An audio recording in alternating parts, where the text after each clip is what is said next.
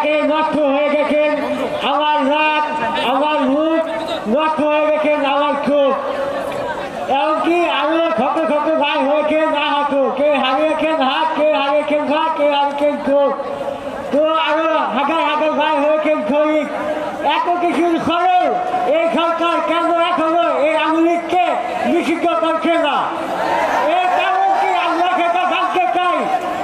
আরো কত হাজার হাজার ভাই কাজ দিলে এই আওয়ামী লীগ নিষিদ্ধ করবে? আপনারা সবাই জানেন আমি উন্নত চিকিৎসার জন্য রাশিয়া গিয়েছিলাম। তো আমি 7 তারিখে আমি বাংলাদেশে এসেছি। আমার প্রথম ধাপ অপারেশন সফলভাবে হয়েছে।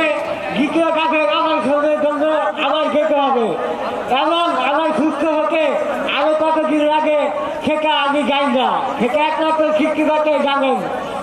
আর এখন আজকে আমি কাজ বলতে চাই যে আমাদের এই আহত এই শহীদ ভাইদের আমাদের ভালো মন্দ দেখার দায়িত্ব এই সরকারের এবং সে সাথে এই আওয়ামী লীগকে চিরতর নিষিদ্ধ করা এবং তার সাথে এই আওয়ামী লীগকে প্রতিনিধিত শাস্তি প্রয়োজন।